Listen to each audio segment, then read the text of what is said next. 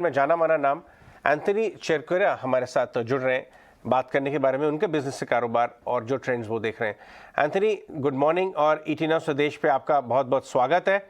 आपके एक पीयर, मैं कंपेरेटर नहीं कहूँगा, लेकिन आपके सेक्टर पीयर एम&एम फार्म इक्विपमेंट के हेमंत साहब ने अभी थोड़ी देर पहले हमें बताया कि वो 10 साल में पहला प्लांट लगा रहे हैं क्योंकि उन्हें साइकिल इंप्रूव करता हुआ नजर आ रहा है और मानसून भी बढ़ रहा है।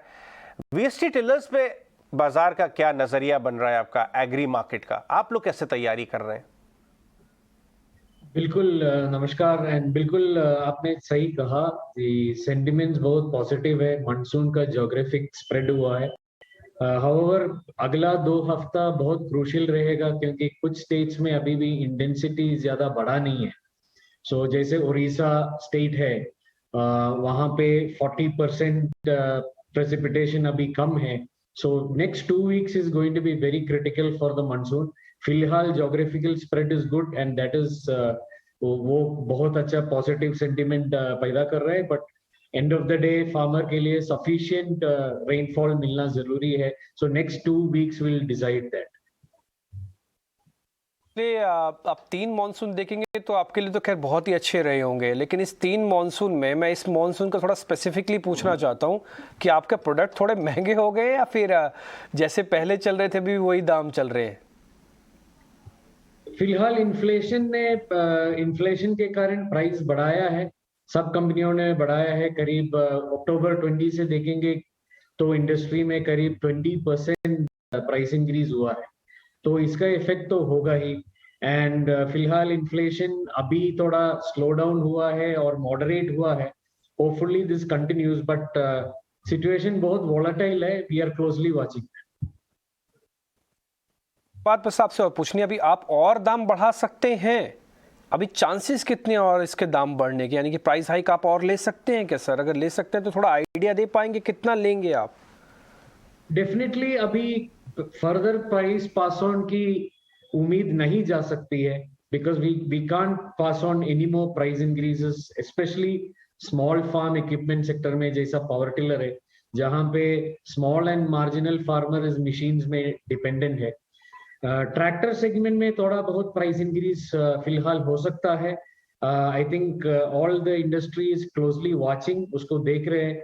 The movements in the next 2 weeks will decide whether the companies will go for price increase or not in the tractor segment.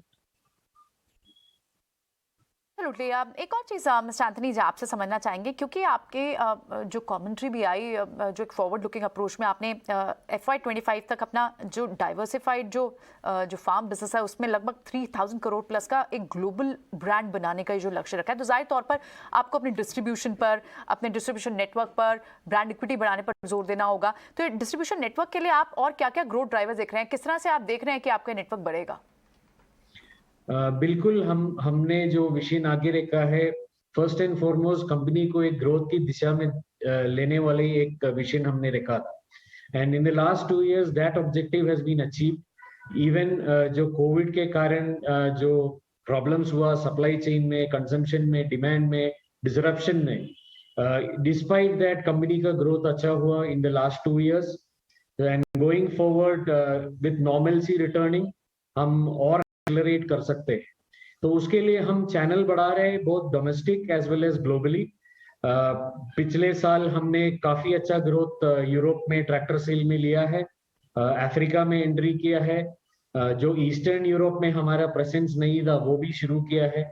So going forward this year we want to set our footprint बाकी जो continents है। Latin America में भी हम इस साल network बना रहे हैं। जो कंट्रीज में हम उपस्थित नहीं थे in Europe, we will be entering those countries as well this year. Alright Anthony, बहुत बहुत शुक्रिया आज हमसे बात करने के लिए। Thank you. राइट, इनकी तो कमेंट्री डोमेस्टिक मार्केट के लिए भी काफ़ी अच्छी आ रही है और एक्सपोर्ट मार्केट के लिए भी काफ़ी अच्छी आ रही है।